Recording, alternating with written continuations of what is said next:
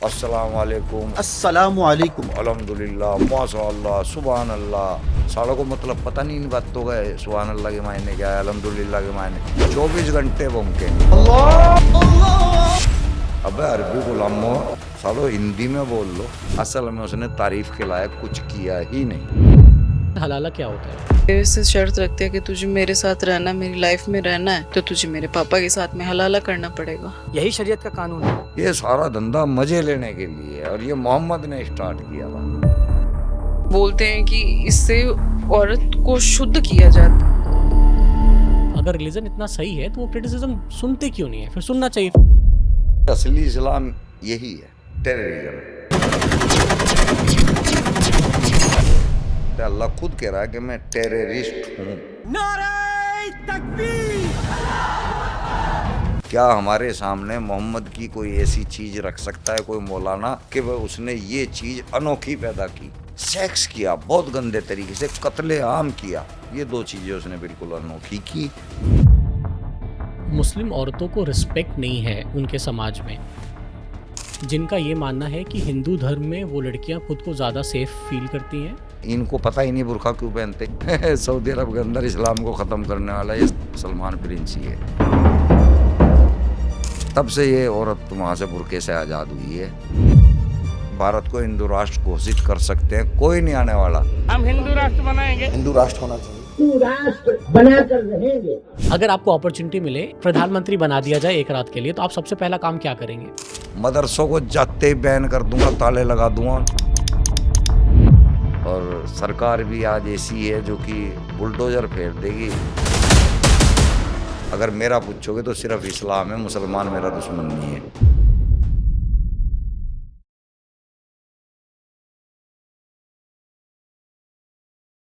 Welcome you all to the next episode of growth miles with Rishi Jha. और आज हमारे साथ हैं सलीम वास्तिक जी।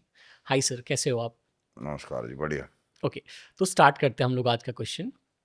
क्या इस्लाम एक पीसफुल रिलीजन है? हाँ, वो पीस करने का आदेश है। सूरे 8वें नंबर की सूरे 12 नंबर की आयत है। अल्लाह कहता है कि मैं काफिरों के दिलों में दहशत डाल दूंगा और तुम उनके पोर पोर काट देना, यानी कि छोटे छोटे पीस कर देना, तो पीसफुल हो गया ना। अच्छा, कुरान में कुछ ऐसी आयतें हैं जहाँ पे ये जो उग्रवादी लोग हैं वो उसको कोट करते हुए ये सब चीज़ें कर रहे हैं। हाँ, सबसे खतरनाक आयत सूरे तौबा की है, आयत नंबर 5। जब हुर्मत के 4 महीने बीत जाए, कुछ महीने हैं, रजब, मुहर्रम, हिज्र, एक और नाम है, इनके नाम भी बड़े अजीब अजीब है ना, याद नहीं रहते। ये जब 4 महीने बीत जाए तो तुम काफिरों को जहां पाओ वहां मारो, उनके लिए घात लगा के बैठो स्पेशल। तो वहाँ जो कश्मीर में हुआ था यही हुआ था, घात लगाई थी, रेकी की थी पूरी तैयारी के साथ, धर्म पूछ के मारा था। तो ये आयतों के ऊपर ही अमल होता है, जितने भी आतंकवादी होते हैं। अब ये लाल किले पे जो ब्लास्ट हुआ है ये भी उसी में से है, उसी आयत के अंदर से है कि तुम इस्लाम के दीन को इतना फैलाओ कि पूरी दुनिया में फैल जाए। उसके लिए तुम्हें चाहे कितना भी कत्लो गारत क्यों ना करना पड़ जाए काफिरों को मारने का हुक्म 23 के अंदर है सूरह तौबा की। 28 के अंदर अदर धर्म के लोगों को पखाना, टट्टी, नजस, कुत्ता, बंदर, ये सब बताया गया है। तो ये मजहब ऐसा ही है। एजुकेशन से क्या कुछ इम्प्रूव नहीं होता? जैसे एजुकेशन से नहीं। अभी आपने खुद ही लाल किला का जैसे कोट किया, तो लाल किला पे जितने लोग आए थे वो सब डॉक्टर्स थे।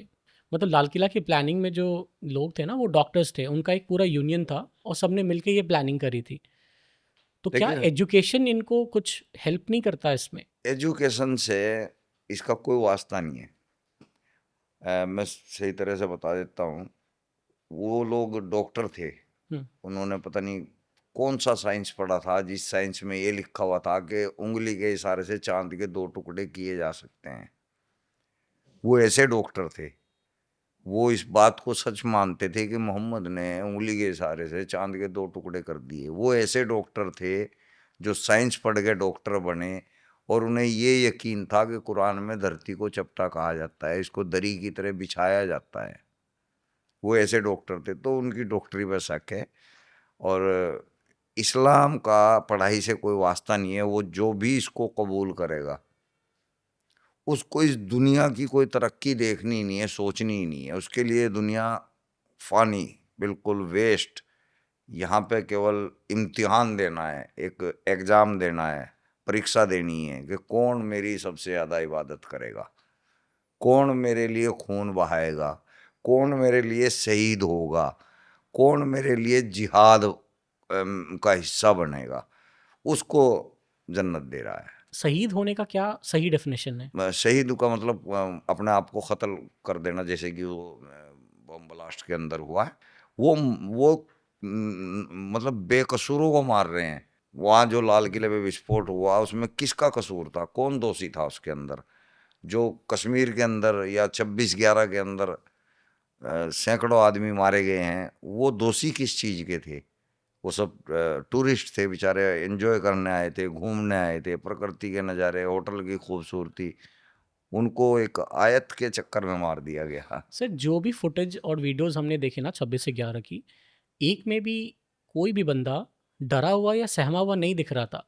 वो लोग इतना कॉन्फिडेंट दिख रहे सवाब थे। सवाब के लिए उनके अंदर जन्नत घुसी हुई थी। उनको ये थोड़ा ही था कि हमने जिंदा बचना है, वो मरने के लिए आए थे। उनको वो पहले से अंदर से रेडी थे मरने के लिए कि हमने मरना है, लोगों को मारते हुए, इस्लाम के लिए जिहाद करते हुए हमने मरना है।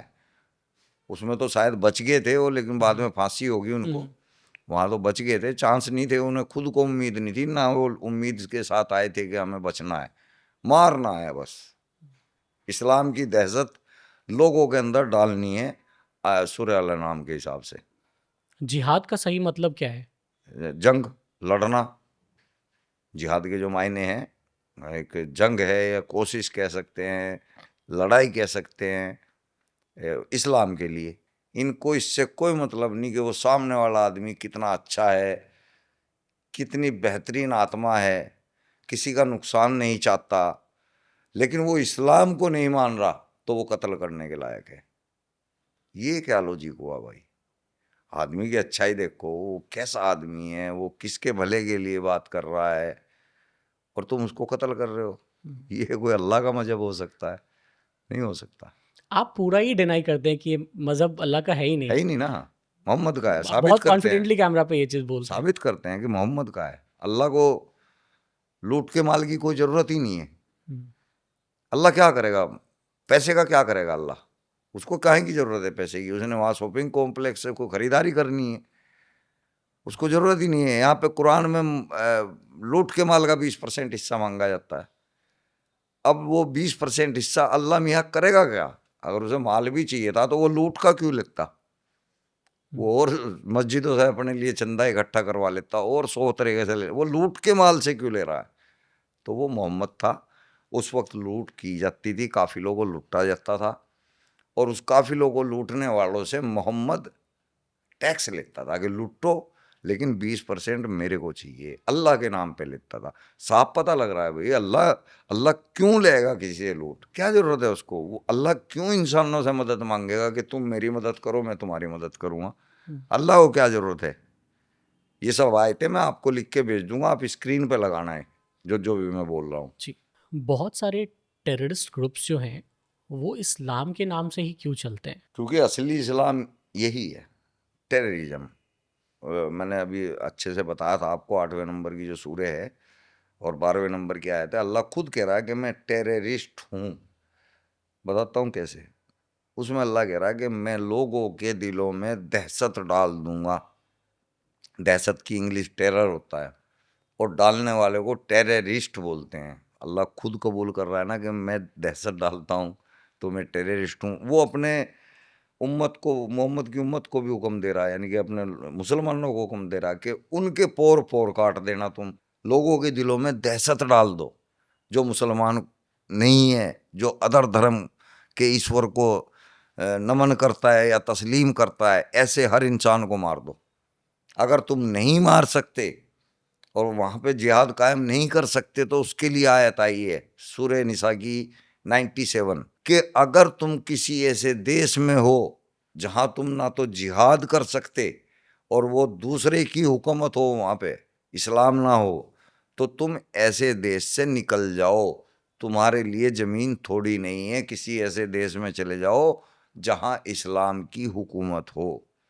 तो यहाँ बल्कि इंडिया के मुसलमानों को तो यहाँ से निकल जाना चाहिए। उस हिसाब से अल्लाह मियाँ उनको दोजख में भेजेगा। कह रहा है अल्लाह मियाँ कि जो नहीं निकलेगा तो अल्लाह उससे पूछेगा कि तुम ऐसे देश में कर क्या रहे थे, तुम वहाँ से निकल क्यों नहीं गए, तुम्हारे लिए क्या ज़मीन थोड़ी बच गई थी, अब तुम्हें दोजख में झोंका जाएगा। तो यहाँ के मुसलमानों को या तो जिहाद करना पड़ेगा या फिर दोजख में जाना पड़ेगा। जिहाद करने का एक और सबसे बड़ा कारण है, मोहम्मद को भारत की तरफ से ठंडी ठंडी हवाओं, मीठी हवाओं की खुशबू आती थी। मोहम्मद की तमन्ना थी इस देश पे कब्जा करना। ये उसका जो मन के अंदर ही रह जाते हैं ना, वो रह गया। ये उसकी बहुत बड़ी इच्छा थी कि मैं भारत के ऊपर कब्जा करूं, भारत के अंदर इस्लाम नाफिज करूं, नहीं कर पाया।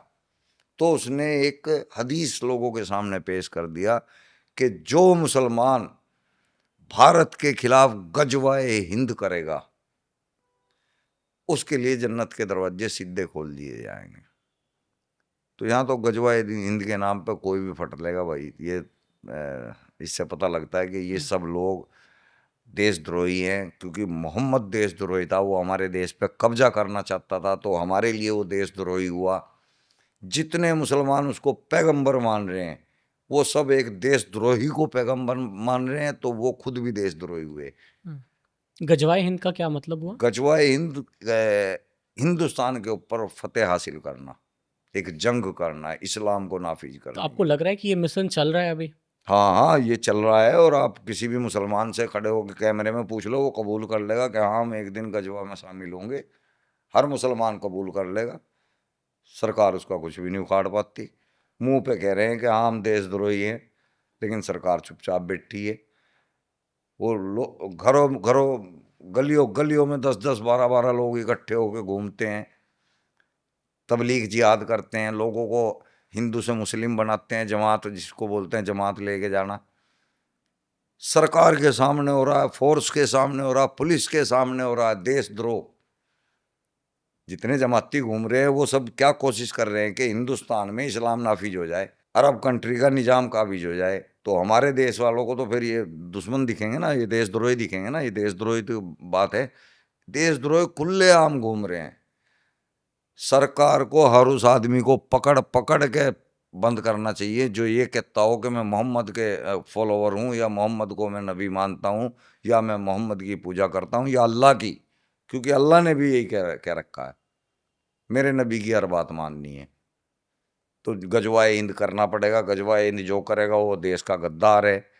और ये गजवाए हिंद की बात सरेआम करते हैं, मस्जिदों में बैठ के करते हैं, मदरसों में करते हैं, गलियों में करते हैं। वो तो हर मुस्लिम फिर कह रहा है कि मैं मोहम्मद को फॉलो करता हूँ। हाँ, वो कह रहा है और वो साबित भी कर रहा है कि मैं देशद्रोही हूँ। सरकार फिर चुपचाप बैठी है। वो ढूंढ रही है कश्मीर में देशद्रोहियों को, ढूंढ रही है बॉर्डर पे, यहीं बैठे हैं अंदर ही। कुछ लोग कहते हैं कि प्रॉफिट मोहम्मद जो थे वो एक स्ट्रैटेजिस्ट थे। रोल मॉडल, स्ट्रैटेजिस्ट का मतलब ये हुआ कि उसवतुन हसना अरेबिक में। काहे के रोल मॉडल थे? क्या उन्होंने दुनिया को दिया, क्या उन्होंने सिखाया? मेरा यही सवाल है। क्या हमारे सामने मोहम्मद की कोई ऐसी चीज़ रख सकता है कोई मौलाना कि वह उसने ये चीज़ अनोखी पैदा की दुनिया के लिए, मानवता के लिए, या किसी देश की तरक्की के लिए? कोई भी एक चीज़ हमें बताओ कि वह उस शख्स ने ये चीज़ सबसे बेटर की। हाँ, की सबसे बेटर। औरतबाजी, लुगाईबाजी, 12-12 शादियाँ की, छोटी छोटी बच्चियों से की, गुलाम औरतों से की, सेक्स किया, बहुत गंदे तरीके से कत्ले आम किया। ये 2 चीज़ें उसने बिल्कुल अनोखी की। अगर इसके लिए हम उसको पैगंबर मान रहे हैं तो लानत है भाई, ऐसे इंसान को जीने का हक नहीं है। प्रॉफिट साहब का पर्सनल लाइफ कैसा था? मोहम्मद साहब की, सॉरी साहब कह दिया, गलती से कह दिया। नहीं नहीं, ठीक है। कहना नहीं चाहिए ना, ये गलत बात है। ऐसे आदमी को साहब कहना तो मतलब अच्छे आदमी की बेइज्जती करना है ना। मोहम्मद साहब की जो जीवनी थी वो कुछ इस तरह थी कि जब वो पेट में थे 7 महीने के, तब उनके बाप की डेथ हो गई, अब्दुल्ला की। हम्म, अब उसको पाला उसके दादा ने और माँ ने। 7 साल का लगभग जब हुआ तब उसकी माँ की भी डेथ हो गई। अब उसका गार्जियन कोई नहीं है। अब उसके चाचा ने उसको पालना शुरू किया। हालांकि चाचा प्यार करता था मोहम्मद से, लेकिन ऐसा कोई भी हमारे सामने एग्जाम्पल है नहीं है कि माँ बाप से ज्यादा अच्छी शिक्षा कोई चाचा ताऊ दे देगा। सही बात है। आज तक हमारे सामने आया नहीं माँ है, बाप का मुकाबला कोई नहीं कर कोई सकता। नहीं कर सकता। सो इस लाड की वजह से या देख रेख कम की वजह से मोहम्मद जो है बिगड़ता चला गया। उसका नाम असली वैसे मोहम्मद नहीं था, स्टार्टिंग में उसका नाम अल कासिम था। अल कासिम से बाद में उसके नाम चेंज होते चले गए, मुस्तफ़ा हुआ। मोहम्मद भी नाम नहीं है असल में, मोहम्मद एक लक़ब है। मैं प्रोफेट मोहम्मद अभी वैसे बोला जाता है। हाँ, मैं लाइन से भटक गया। जी, उनकी तो आप जीवनी के बारे में बता रहे थे। हाँ हाँ उनके फादर की डेथ हो गई थी पहले, फिर जी आपने जी कहा कि उनके मदर की भी डेथ हो गई जब वो 7 जी साल जी के थे। जी फिर हाँ। उनके चाचा ने पाला था उन्हें।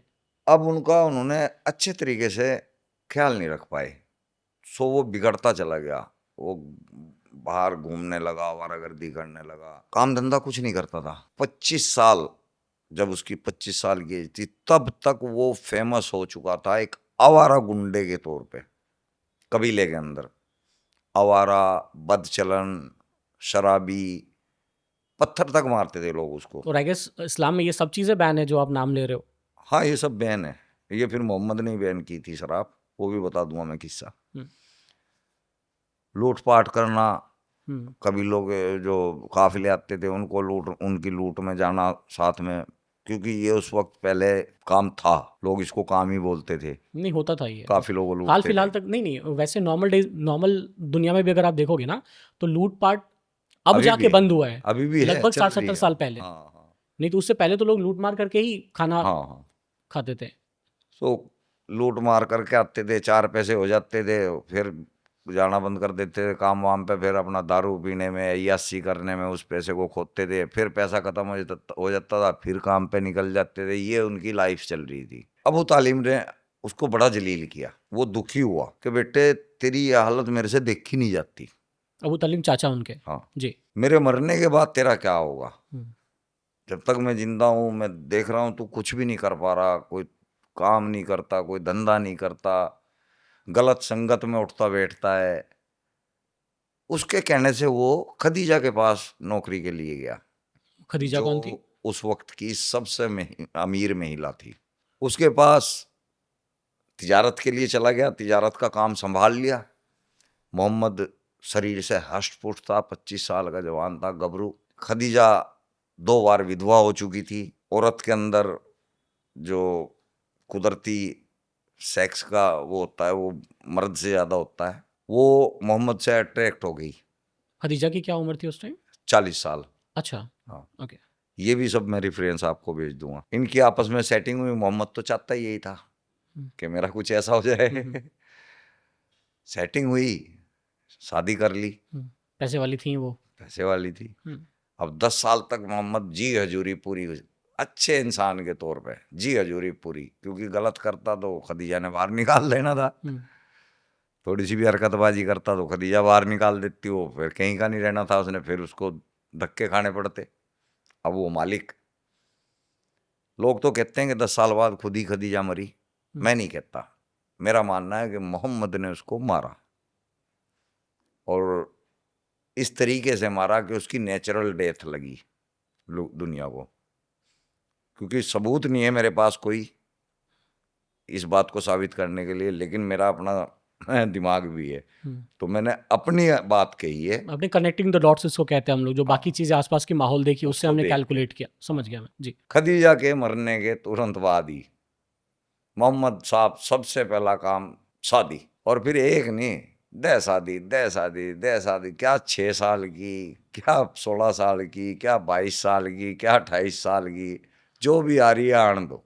अपनी जिंदगी में बाकी यही करते रहे मोहम्मद साहब, पेल्लम पल्ली, और अपने जो है चमचों को भी गुलाम बढ़िया। औरतें देना, पैसा देना, लूट के माल अगर में उनका से सेक्स का ही पर्पस था तो सेक्स तो ऐसे भी मिल जाता, क्योंकि आपने पहले ही कहा कि वो दबंग थे, कुदरती मिल जाता है। तो शादी करने की क्या जरूरत थी उनको? पैसा, अच्छा हाँ, उसी पैसे से तो अपने आप को नबी घोषित किया। अच्छा। नहीं तो उस वक्त के टाइम में, जिस वक्त मोहम्मद थे नहीं था, सॉरी, जिस वक्त मोहम्मद था उस वक्त जना खड़ा खड़ा होके कहता था मैं भी पैगंबर हूँ, मुझे भी अल्लाह मियां ने नबी बना के भेजा। जना खड़ा बोलता था, यानी कि अगर आप आइडिया लगा लो, हर दूसरे तीसरे घर में से एक आदमी खड़ा होकर ऐलान करता रहता था।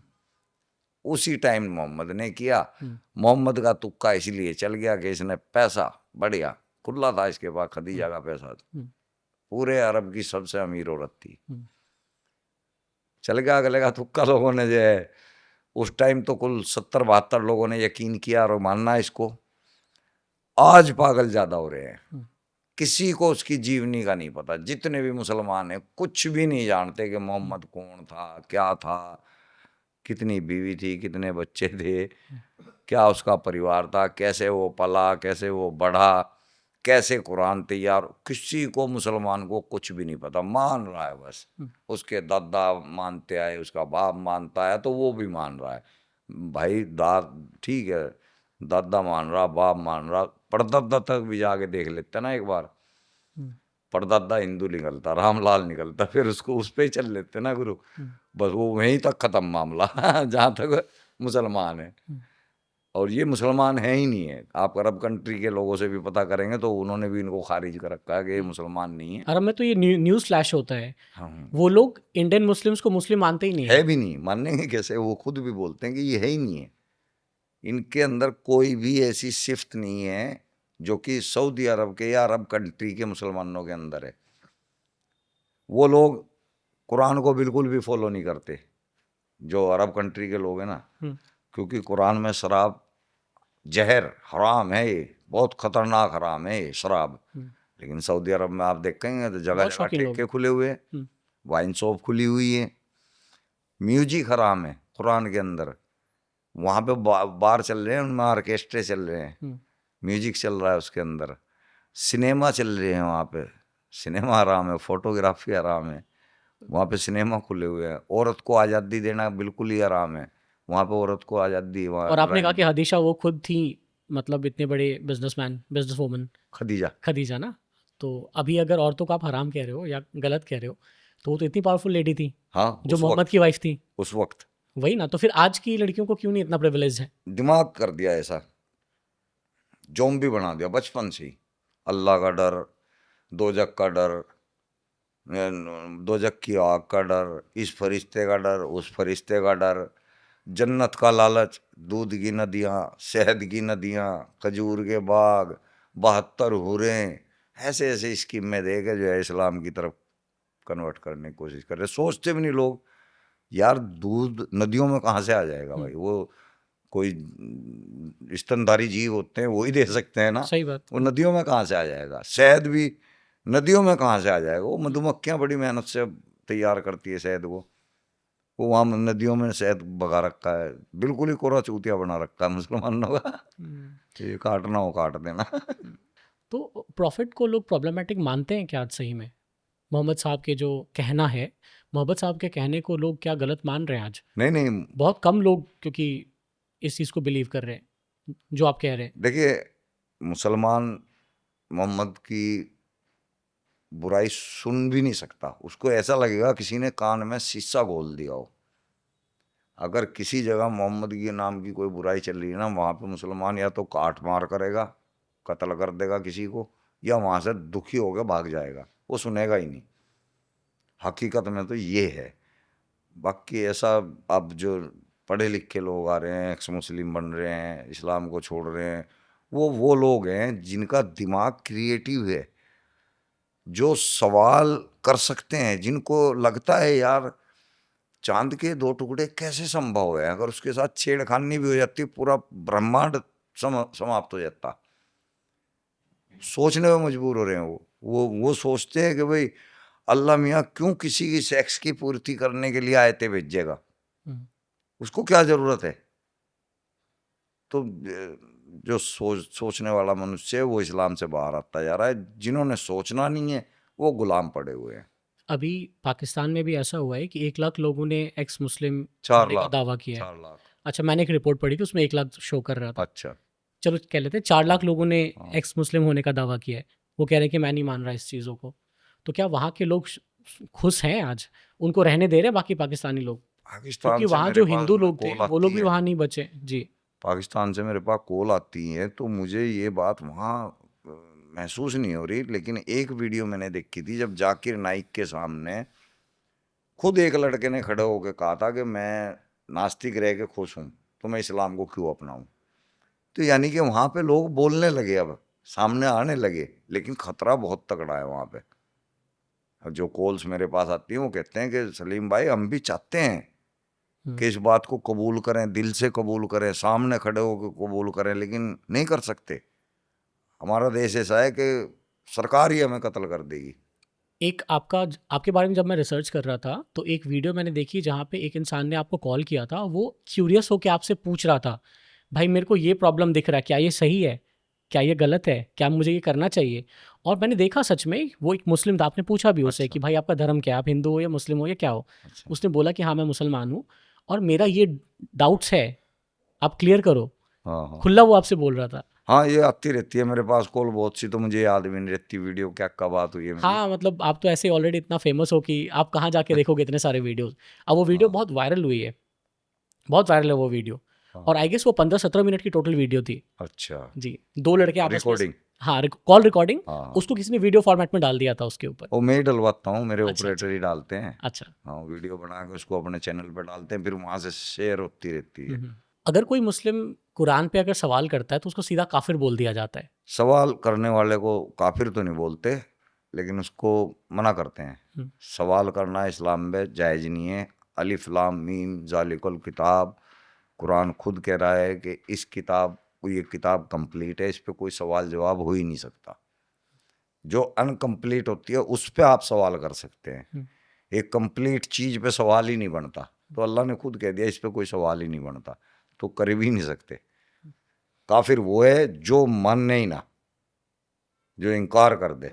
जैसा भी आपने बोला कि लोग सुनने को तैयार नहीं है ना, कोई भी मुस्लिम सुनने को तैयार नहीं। क्या यही सबसे बड़ी गलती है मुसलमानों की या इस्लाम की? इस्लाम की तो जो गलती है वो तो है ही है, मुसलमान की ये बहुत बड़ी गलती है कि वो सुनने को तैयार नहीं है। अगर कोई आदमी बताने भी लग रहा है तो वो उसको सुनते नहीं है। यहाँ पे भी मैं मुसलमान को गलत नहीं कहता, क्योंकि हमें अलग अलग हदीसों में ये आदेश मिले हैं। अगर कहीं इस्लाम के बारे में कोई बुराई हो रही है, उसके ऊपर कोई कीचड़ उछाला जा रहा है, उसके ऊपर कोई बदनामी वाली बात हो रही है, तो उस जगह से निकल जाओ, कानों को बंद कर लो। तो मुसलमान अब मानता ही हदीसों को है और कुरान को है। जब वहाँ हदीसों में ही मना कर दिया कि भाई तुम निकल लेना वहाँ से या कान बंद कर लेना, तो मुसलमान सुनेगा कैसे? अगर रिलीजन इतना सही है तो वो क्रिटिसिज्म सुनते क्यों नहीं है? फिर सुनना चाहिए, फिर डिस्कस करना चाहिए। देखो, यहाँ पे मैं हिंदू धर्म की तारीफ करूँगा। हिंदू धर्म के अंदर आप रामायण के ऊपर मूवी बना लो, हिंदू ही पैसे दे देंगे आपको, बनाओ भाई बनाओ भाई बनाओ।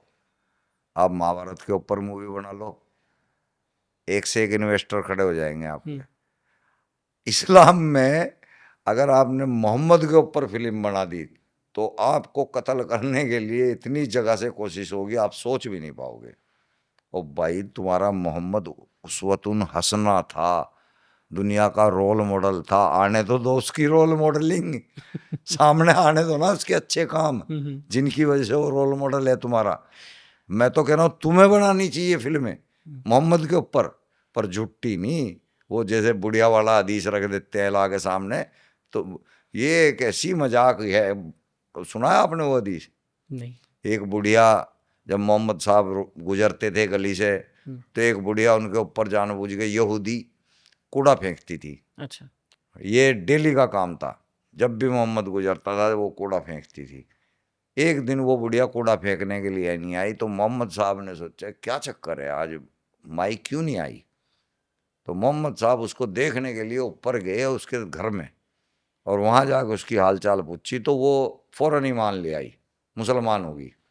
ये किस्सा मुसलमान के बच्चे बच्चे की ज़बान पे है, जबकि ये किस्सा इस्लाम की ना तो किसी किताब में है, ना कुरान में है, ना किसी हदीस में है।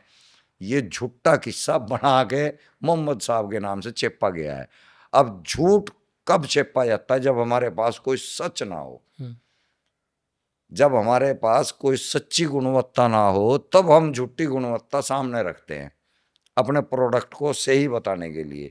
तो यहाँ पे झूठी गुणवत्ता रखी जा रही है, सही तो एक भी नहीं है। अगर होती तो आदमी पहले सही चीज को सामने रखता ताकि कोई इसको डिनाई ही ना कर सके। सही बात। तो यहाँ पे झूठी तारीफें मोहम्मद की दुनिया के सामने रखते हैं।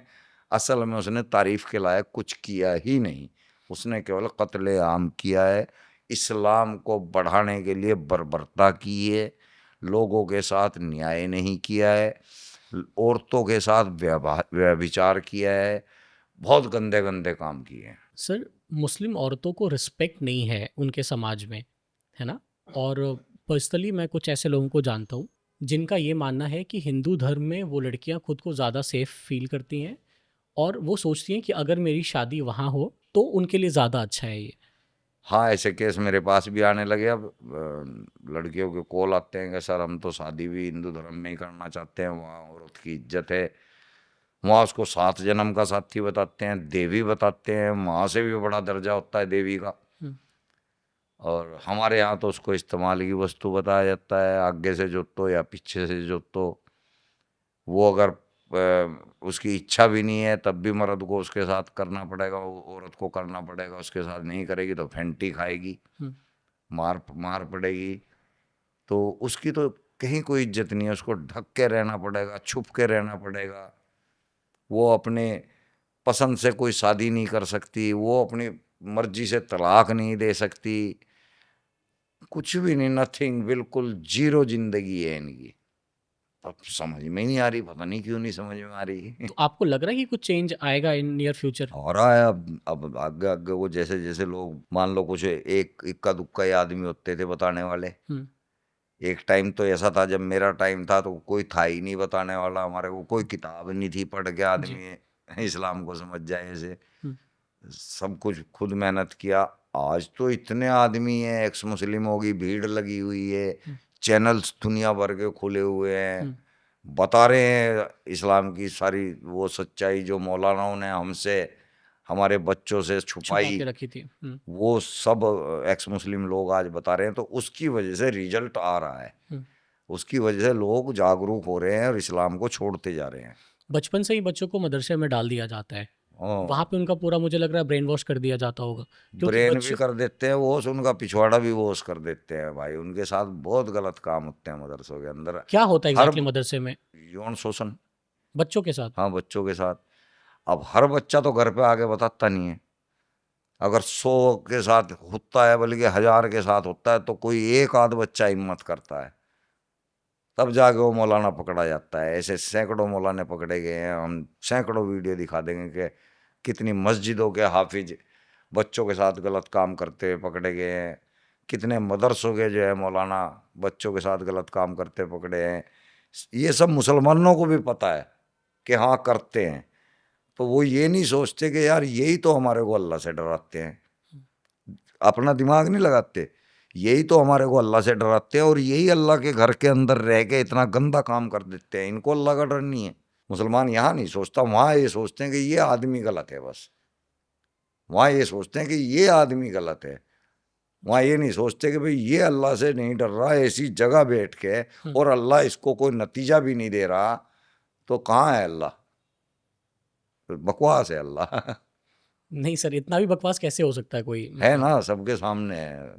एक आपके हिंदू दोस्त है, आप तो मुसलमान हो ही नहीं, खैर आप तो किसी अपने मुसलमान दोस्त से पूछ के देखना जो आपका दोस्त हो, वो यार तेरे हिंदू दोस्त हैं? वो कहेगा हाँ हैं। वो कहेगा यार अगर तेरे को कोई एक अरबी आदमी आके ये कहे कि भाई अपने उस हिंदू दोस्त को मार दे, उससे नफरत कर, उसको कत्ल कर, तो तुझे कैसा लगेगा? वो जाहिर है यही कहेगा मैं उसकी बात क्यों मान लूँगा, वो बढ़िया आदमी थोड़ा ही जो मेरे दोस्त को मारने को कह रहा है। फिर उसको आप कुरान की वो आयतें दिखाना जहाँ पे कुरान की आयतें कह रही हैं कि काफिरों को देख के उनको कत्ल करो, काफिरों से नफरत करो, उनसे लेन देन मत करो। भैया तू तो खुद कुरान के खिलाफ है, अपने उस दोस्त को बोलना, तू कुरान को ही नहीं मान रहा है, कुरान तो मना कर रहा है तेरे को ऐसी दोस्ती करने से, काफिरों से दोस्ती करने से। तू कैसे दोस्ती कर लेगा जब तेरे अल्लाह ने मना कर दिया? इसका मतलब तू अल्लाह की नाफरमानी कर रहा है।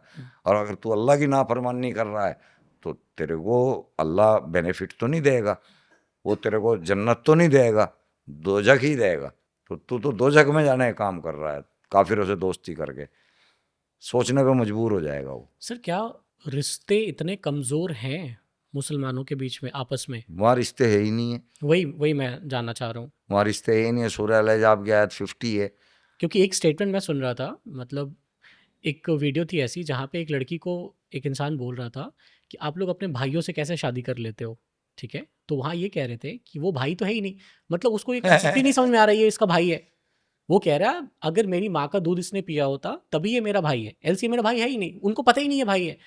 और हमारे में ऐसा होता है कि गोत्र मूल्य ये सब जो चीज़ें होती है ना, कि अगर एक गोत्र का आदमी हो जाए ना तो फिर उसको भाई बहन कहने लग जाते हैं। चाचा उनकी आपस में शादी चाचा नहीं का होती। लड़का भाई नहीं होता, ताऊ का मेरे लड़का हिसाब भाई नहीं होता। हमारे हिसाब से तो ये चीज़ होता है। सबके हिसाब से होता है। इन सालों को भी पता है कि होता है। मुसलमान भी जानता है कि हमारे चाचा का लड़का है, लड़की हमारी बहन है, जानते हैं। लेकिन वो जो आयत आई हुई है उसको कैसे टुकरा देंगे?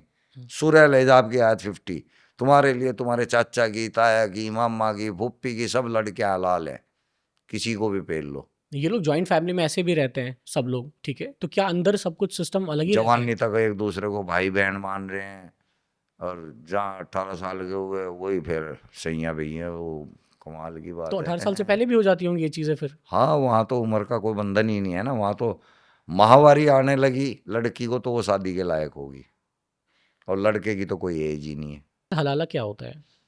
हलाला कुरान की सबसे गंदी रस्म है। सूरह बकरा की आयत नंबर 230 के अंदर है कि अगर किसी ने अपनी बीवी को तलाक दे दी, और तलाक देने के बाद अब वो पछता रहा है और वो चाहता है कि मेरी बीवी मेरे पास आ जाए, तो अब उसे पहले अपनी बीवी को किसी और से शादी करानी पड़ेगी। वो उसके साथ दिल भर के संभोग करेगा, सेक्स करेगा। जब उसका दिल भर जाएगा, वो खुश हो जाएगा, तब वो उसको तलाक देगा, फिर ये वापस अपने आदमी के पास आएगी। इतनी गंदी रस्म। अल्लाह देखो, आदमी इंसान है, गलतियों का पुतला होता है, गलती कर ही देता है। कई बार औरत को हमारे सामने घटना ऐसी हो जाती है कि हम देख कुछ और रहे होते हैं, होता कुछ और है। हमने गलती में आके अपनी बीवी को तलाक दे दी, अब हमें लगा नहीं यार हमने बहुत गलत काम किया, तो हम जाके उससे माफ़ी मांग लें अपनी बीवी से, चल मेरे से गलती हुई, मैं अंधा था, मेरे को समझ नहीं आया, चल आ जा घर आ जा। वो आ जाती। यहाँ साला अल्लाह मियाँ बीच में घुस गया, नहीं अब नहीं आने दूंगा ऐसे, पहले इसको दूसरी जगह जाना पड़ेगा, उधर ठुकाई इसकी होएगी, फिर ये तेरे लायक होएगी। लानत है वही तेरे पर अल्लाह मियाँ ऐसे। तो इसमें बेनिफिट आज किसको हो रहा है? मुल्लाओं को, मौलवियों को पैसा भी मिलता है, औरत भी मिलती है, मज़ा भी आता है। तभी तो कहते हैं मज़ा हब, ये मज़ा लेने का हब है। तो ये हलाला जो होता है वो कोई मौलवी जी करते हैं या कोई भी इंसान के साथ में उनकी अरे शादी हो सकती है? ये मतलब अफसोस करने वाली बात है।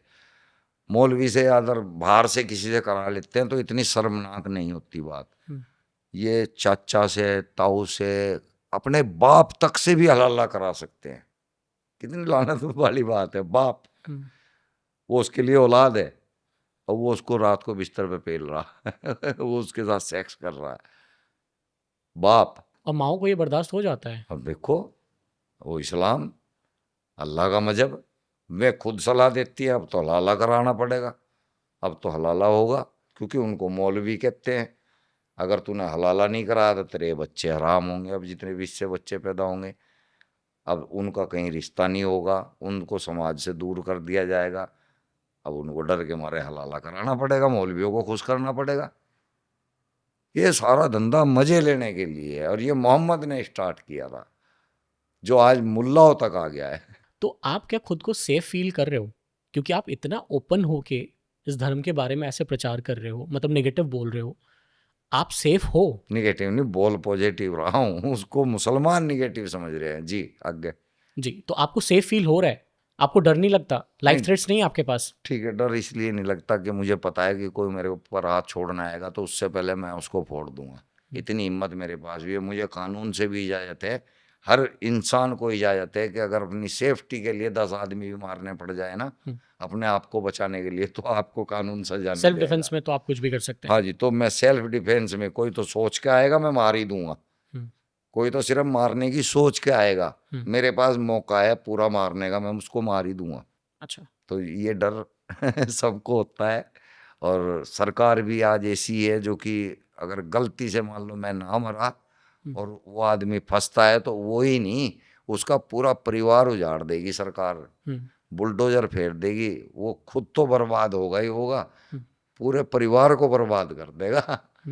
तो आज की सरकार की वजह से थोड़ा सा हमारे को ये हेल्प है कि हम लोग जिदारी से बैठ सकते हैं। आगे जब कोई सरकार आएगी देखेंगे क्या तब करना कैसे है, मैनेज करोगे? देखेंगे ये फिर भी क्या बात है। करना है। हम कोशिश तो यही करेंगे कि बीजेपी यहाँ से खत्म ही ना हो। भारत हिंदू राष्ट्र बनेगा तो बच जाएगा, नहीं तो जिस तरह आज इंग्लैंड तबाह कर दिया मुसलमानों ने, ये भी तबाह हो जाएगा। और ये 2 बार तबाह होने से बच चुका, जब पाकिस्तान बनाया, बांग्लादेश बनाया, अगर ना बनाते तो अब तक ये तबाह था। और अब भी ये इस कंडीशन पे आ चुका है कि इतने मुसलमानों को मार नहीं सकते, कहीं कैद नहीं कर सकते, जाहिर है इनको फिर से एक अलग जगह देनी पड़ेगी। अच्छा, तो एक तरफ गजवाए हिंद हो रहा है और आप दूसरी तरफ कह रहे हैं कि हिंदू हिंदू राष्ट्र बनने की बात हो रही है, तो जीत किसकी होनी है? हिंदू राष्ट्र की होनी चाहिए, क्योंकि गजवाए हिंद तो हम दूसरे देश को जिताने के लिए कर रहे हैं, अपने देश को हराने के लिए कर और रहे हैं। सबसे बड़ी बात ये है ना कि उस देश के लिए कर रहे हैं जो देश आपको अपना ही नहीं मानता। अपना ही नहीं मानता, वो इनको कुत्ता भी नहीं समझता, उस देश की गुलामी कर रहे हैं। अस्सलाम वालेकुम, अल्हम्दुलिल्लाह, माशाअल्लाह, सुभान अल्लाह, सालों को मतलब पता नहीं इन बातों का है। सुभान अल्लाह के मायने क्या है, अल्हम्दुलिल्लाह के मायने 24 घंटे भौंकेंगे। अबे अरबी गुलामों, सालो हिंदी में बोल लो, तो सामने वाले को भी समझ में आए सुभान अल्लाह क्या कहा इसने, अल्हम्दुलिल्लाह क्या कहा इसने। यहाँ की भाषा में बोल लो, तुम गुलाम बने पड़े हो यार, इतने इतने भयंकर गुलाम। तुमने वर्दी भी उन्हीं की कॉपी कर ली, हाँ। तुम्हारे पास ड्रेस भी अपनी नहीं है, उनके जैसा बनने के लिए यार फेरनी है, उनके जैसा फेरनी है, वे भी नहीं मानते, मुंह पे भी नहीं रखते हुए इनको। अरब कंट्रीज में मैं ये देखता हूँ कि जो मेंस हैं, मतलब लड़के हैं, वो भी बुर्का पहनते हैं। तो वजह है ना, उनके पास तो वजह है, इनको पता ही नहीं बुर्का क्यों पहनते। ये तो ये सोचते हैं कि अल्लाह मियाँ ने बुर्के का आदेश दे रखा है इसलिए पहनते। वहाँ बुर्का आदमी और औरत इसलिए पहनते हैं कि वहाँ रेत है, रेतीली हवा जब चलती है ना, उसमें रेत बहुत ज़्यादा होता है, और वो रेत उनके शरीर में घुसता है, चमड़े पे लगता है, नुकसान देता है, यहाँ लगता है, बालों में घुसता है, इसलिए वो सब कुछ ढाक के रखते हैं अपना, ताकि रेत से बचे रहें, इसलिए वो बुर्का पहनते हैं। यहाँ के लोग क्यों पहनते हैं, हमारे पास लॉजिक नहीं है इसका। यहाँ के मुस्लिमों को भी फिर पहनना चाहिए, यहाँ के पुरुषों को भी फिर बुर्का पहनना चाहिए। हम फिर तो पहनते हैं, वैसे बहुत लोग बहुत पहनते कम हैं, देखा जाता है वैसे सच बस में जो तो। ज्यादा रिलीजियस है ना वो पहनते हैं। यहाँ पे तो बस वही ईद वाले उच्चा दिन देखा पजामा, होगा, ईद वाले आपका दिन जो एक बहुत देखा होगा। फेमस सा लाइन है, उच्चा पजामा, नीली हाँ। दाढ़ी, वो क्या कहते हैं आप, गुलाबी दाढ़ी, एक बार बोलो वो लाइन। हाँ हाँ, मेहंदी वाली दाढ़ी। जी एक बार बोलो, एक बार वो। यहाँ का साले तो स्टाइल ही अलग है। 6-6 इंच की दाढ़ी पहन के बैठ जाते हैं, लाल रंग की दाढ़ी, मूछे साफ है, ऊंचा पजामा, पूरे हिजड़े बने हुए हैं। अच्छा, मूंछों को काटने का क्या लॉजिक है? अच्छा, इनका लॉजिक भी मतलब ये साइंस को ज्यादा बताते हैं, कुरान में सारी साइंस भरी हुई है, यहाँ पे इन्होंने साइंस की भी माँ बहन एक कर दी। ये बोलते हैं मुच्छे इसलिए काटनी चाहिए ताकि हम कुछ खा रहे हैं, पी रहे हैं, तो वो गंदा ना हो, मुच्छे उसमें ना जाए। मूछ के बाल गंदे होते हैं। मूछ के बाल आप अगर विज्ञान से किसी डॉक्टर से पूछेंगे ना, वो आपको बताएगा कि मूछ के बालों की सबसे बड़ी अहमियत क्या है। मूछ के बाल से हमारे जो नाक में हवा, नाक में भी बाल होते हैं जी, ना, जी, होते हैं। उन्हें नहीं यहाँ से काटना कोई चाहिए। कचरा नहीं जाएगा, वो मूछों पर रुक जाएगा, हवा साफ होके जाएगी, फिल्टर होके जाएगी, कोई कचरा साथ में नहीं जाएगा। इसलिए हमारे कुदरत ने ना हमारे स्क्रैप्चर को तरीके से बनाया। भौं के ऊपर जो बाल होते हैं ना, ये भी यहाँ का कचरा इसमें आने से रोकते हैं। हर चीज का एक मायने है। हाँ जी। तो ये कहाँ का लॉजिक है? मैंने वैसे ये सुना था कि अरब कंट्रीज में क्या होता था ना कि रेत जो उड़ती थी, जिसकी वजह से ना मूंछों पे बालू आ जाते थे, उस रेत से बचने के लिए, मतलब खाने टाइम वहां तो कोई भी नहीं करता। हाँ, वहां तो नहीं करता। अच्छा, वहां कोई मूछे साफ करता ही नहीं है। हाँ, वहां तो वो कपड़ा ढकते हैं अपने ऊपर। जी। आप अरब कंट्री का किसी भी मुसलमान की मूछ साफ नहीं दिखाएंगे, किसी की भी नहीं दिखा पाएंगे। अगर साफ होगी तो दाढ़ी भी होगी, मूंछ भी होगी, क्लीन से। वहाँ की औरतों को मैंने कभी बुरखे में नहीं देखा है। नहीं, पहले तो रहती थी बुरखे में, अब बंद जो हुआ है लोग जब सोशल से। मीडिया पे देख रहे हैं, मैं इन जनरल बात कर हाँ, रहा हूँ। जब से ये प्रिंस आया ना, इसने इस्लाम का नाश कर दिया। सऊदी अरब के अंदर इस्लाम को ख़त्म करने वाला ये सलमान प्रिंस ही है। हम्म। तब से ये औरत वहाँ से बुरके से आज़ाद हुई है। अब तो वो कुछ भी कर सकती है, वो स्विमिंग कर सकती है, बिकनी पहन सकती है, वो ड्राइविंग कर सकती है, वो कोई ड्यूटी कर सकती है, वो कोई कंपनी भी चला सकती है। अब वो कुछ भी कर सकती वो रास्ता सही है। है। हाँ, बिल्कुल सही है। तरक्की का रास्ता है भाई, दुनियावी रास्ता है, होना चाहिए। औरत माइंडेड होती है। इस्लाम में तो ये बता दिया कि औरत का दिमाग आधा होता है, जबकि औरत का दिमाग, अगर औरत को मौका मिले तो वो मर्द से ज़्यादा तरक्की करती सर है। वो देखो ना, मोहम्मद की वाइफ ही खुद ही, खदीजा, खदीजा जी, इतनी फेमस थी, वो इतनी बड़ी इतनी बिजनेसवुमन फेमस थी, थी। उसको भूल जाते हैं। कहते हैं औरत आधे दिमाग की है, वो 10 का दिमाग तो अकेले सर वो लिए देखते बैठी। क्यों नहीं है ये बात, मुझे ये थोड़ा समझा, हाँ, मेरे को ये पता समझ नहीं आ रहा। साले क्या दिन मैं खुद सोचता हूँ यार, ऐसा क्या है इनको, गुट्टी पिलाई हुई है। मुझे भी पिलाई हुई थी खैर कभी, तो मुझे भी समझ में आता है। इतना दिमाग के अंदर हमारे को बचपन से अल्लाह अल्लाह अल्लाह वो घुसाया हुआ होता है ना। जैसे हम लोग के यहाँ पे है ना कि सीता जी खुद को पवित्र दिखाने के लिए वो अग्नि में चली गई थी, हाँ, ठीक है, और कहीं पे भी उनका नेगेटिव कैरेक्टर नहीं दिखाया गया है। तो अगर उनका नेगेटिव कैरेक्टर होता कहीं तो ना शायद कहीं आ हमारे जाता दिमाग है। में भी ये चीज होता कि भाई ये तो गलत है, मैं इसको क्यों सुनूं, इसकी बात क्यों मानूं मैं। हाँ, तो अपने यहाँ पे ये चीज क्यों नहीं है फिर। हमारे यहाँ तो करेक्टर उसका खुद हदीसों के अंदर बहुत गंदा करेक्टर है मोहम्मद का। हाँ। पर पढ़े नहीं है मुसलमानों ने, चक्कर ये है ना। अब मुल्लाओं ने पढ़े होते हैं, वो बताएंगे नहीं। उनको पता है अगर मैंने ये बात बता दी तो मुसलमान मुझे ही खा जाएंगे। सर ये आपका जो मुहिम है, जो आप ये अवेयर करना चाहते हैं लोगों को, ये और अच्छे से स्केल कैसे हो सकता है? आपको क्या लग रहा है कि कैसे आपका मैसेज और अच्छे से स्प्रेड होगा? एक तो इंटरनेट माध्यम हुआ, लेकिन जो छोटा बच्चा आज स्कूल जा रहा है, या आप कह लो कि उसको क्या मदरसे जा रहा है, उसको तो नहीं पता ना ये चीज़ें। मदरसे ही बंद कर दो ना। कैसे होगा ये पॉसिबल है? आपको लग रहा है ये चीज़? हाँ, अगर मुझे दो सरकार 1 महीने के लिए, अगर 1 महीने के अंदर ना मदरसे यहाँ से ख़त्म हो जाए, और प्रूफ के साथ ख़त्म करूँगा, यानी कि कोई बवाल भी नहीं होने दूंगा कि कोई मुसलमान बवाल कर दे, बवाल भी नहीं होने दूंगा, प्रूफ के साथ ख़त्म करूँगा कि देखो अगर तुम इस्लाम को मानते हो ना तो इस्लाम में इन चीज़ों का कोई जिक्र है ही नहीं है। बीजेपी जब यूपी में आई थी सर, उस टाइम में वो बहुत कह रहे थे कि मैं गौ हत्या रोक दूंगा, बट ये तो खुलेआम चल रहा है, अभी भी हो रहा है। हर जगह चलता है, तो वही हर ना, जब जगह। ये चल रहा है तो फिर वो भी कंट्रोल नहीं कर पाए, फिर आप कैसे कर लोगे? दम चाहिए ना, वो तो कर नहीं पाए, उनकी अपनी बात है। दम चाहिए भाई हर चीज़ के लिए, दम अच्छा। चाहिए, थोड़ी नीति चाहिए कि किस नीति से काम होगा। तो वो किसको खुश करने में लगे हुए हैं? अगर उनको भी यही चाहिए कि हिंदू राष्ट्र हो जाए, तो फिर तो उनको ये गौ हत्या बंद कर देनी नहीं, चाहिए वो थी। आहिस्ता आहिस्ता चल रहे हैं, मतलब उस स्पीड उनकी बहुत हल्की है। नहीं तो 2 मिनट का काम है, ये लंबा काम है ही नहीं। इसके अंदर कोई रोड़े नहीं अड़ा रहा, कुछ भी नहीं अड़ा रहा। जब चाहे हिंदू राष्ट्र को, भारत को हिंदू राष्ट्र घोषित कर सकते हैं, कोई खड़ा होकर इनके सामने जो है, कोई नहीं आने वाला। लेकिन नहीं कर रहे, क्योंकि इलेक्शनों का चक्कर खत्म हो जाएगा, वो जो वोटिंग का मामला है ना, वो खत्म हो जाएगा। तो पता नहीं क्या नीति लेके चल रहे हैं, देखते हैं। चलो, मैंने कहा कि आपको 1 महीने के लिए मैं प्रधानमंत्री बना दूं, मैं नहीं, मतलब माय बैड। अगर आपको अपॉर्चुनिटी मिले, प्रधानमंत्री बना दिया जाए एक रात के लिए, तो आप सबसे पहला काम क्या करेंगे? सबसे पहला काम मैं यही करूँगा कि हर घर पे एक पुलिस फोर्स खड़ी कर दूंगा कि भाई इनसे पूछो मोहम्मद को मानते हो? हाँ जी मानते हैं, निकलो, चलो बाहर चलो यहाँ से, इनको अलग जगह दो, निकाल दो इनको, और इनको तिरपाल भी ना दो अपने पैसे से। चल, वो हमारा देश का द्रोही था, हम क्यों तेरे को यहाँ रखें। आपका सबसे बड़ा दुश्मन आज कौन है? मेरा, अगर मेरा पूछोगे तो सिर्फ इस्लाम है, मुसलमान मेरा दुश्मन नहीं है। बहुत अच्छा, थैंक यू। थैंक यू, बहुत अच्छा लगा आपसे बातचीत करके। मेरा बहुत सारा कुछ सवाल था जो रह गया, बट हम फिर लोग करेंगे next- वापस से बात। जी आप एक कॉल करना, जी। अगर मैं नहीं आया हाँ, 100 जूते मारना। अरे नहीं, थैंक यू, बहुत अच्छा लगा आपसे बातचीत जय हिंद करके। भाई। ये डिस्कशन कंटिन्यू रहेगा। थैंक यू आज के लिए।